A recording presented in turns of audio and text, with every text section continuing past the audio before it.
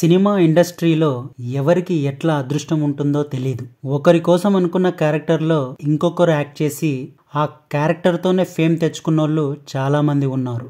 ఉదాహరణకు ఆర్య సినిమా ప్రభాస్ చేయాలి, కానీ అల్లు అర్జున్ చేశాడు. అలాగే ఆలీ చేయాల్సిన క్యారెక్టర్ రాజేష్ చేసి పేరు తెచ్చుకున్నాడు. ఆ స్టోరీ ఏందో ఇప్పుడు చూద్దాం. యాక్చువల్గా విలన్ అవుదామని ఇండస్ట్రీకి వచ్చాడు రాజేష్. అవకాశాల కోసం 2-3 సంవత్సరాలు స్టూడియోల చుట్టూ తిరిగాడు. సార్ విలన్ గా చేస్తా, అవకాశం ఇవ్వండి అంటే నువ్వా విలన్ గానా అని నవ్వారంట. సో ఆ టైంలో సరైన తిండి లేక బరువు తగ్గిపోయి ముఖం కూడా పీక్కపోయి సన్నగా చిన్నపిల్లల్లా కనిపించడంతో విలన్ క్యారెక్టర్ అడిగేసరికి నవ్వారంట. కానీ రాజేష్ పట్టు వదలకుండా ఆడిషన్స్కి వెళ్ళాడు. అయితే ఫస్ట్ హీరో ఫ్రెండ్స్ గ్రూప్లో ఒకటిగా క్యారెక్టర్లు రావడం స్టార్ట్ అయ్యాయి. వచ్చిన అవకాశాన్ని ఉపయోగించుకునే టైంలో సుమంత్ నటించిన సత్యం మూవీ రాజేష్ కెరీర్ని మలుపు తిప్పింది. అయితే అందులో సుమంత్ ఫ్రెండ్ క్యారెక్టర్ కోసం ఫస్ట్ ఆలీని అనుకున్నారంట. అప్పటికే షెడ్యూల్ స్టార్ట్ అవడంతో ఆలీ కూడా షూటింగ్ లో పాల్గొనాల్సింది.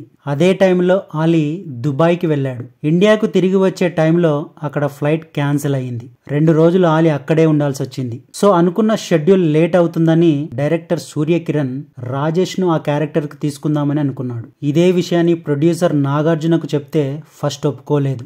ఆలీ వచ్చేదాకా వెయిట్ చేద్దాం అన్నాడంట. అయితే డైరెక్టర్ సూర్యకిరణ్ రాజేష్ యాక్టింగ్ తో పాటు కామెడీ టైమింగ్ పై నాకు నమ్మకం ఉంది, అవకాశం ఇవ్వండి అంటే ఎట్టకేలకు నాగార్జున ఒప్పుకున్నాడంట. అలా సత్యంలో సతీష్ క్యారెక్టర్ కి సెలెక్ట్ అయ్యాడు. తన యాక్టింగ్ కామెడీ టైమింగ్ తో పులిరాజా అంటూ రాజేష్ చేసే హంగామా ప్రేక్షకులను కడుపుబ్బ నవ్వించింది ఆ సినిమాలో. ఇంకా కెరీర్ లో వెనక్కు తిరిగి చూసుకునే అవసరం రాలేదు. ఈ సినిమాతో రాజేష్ బాబు సత్యం రాజేష్ గా టర్న్ అయ్యాడు. కమెడియన్, క్యారెక్టర్ ఆర్టిస్ట్ గానే కాకుండా క్షణంలో పోలీస్ ఆఫీసర్ గా కూడా యాక్ట్ చేసి వైవిధ్యం చూపించాడు. ఇంకా మా ఊరి పొలిమేర సినిమాలో ఎలా జీవించాడో అందరికి తెలిసిందే.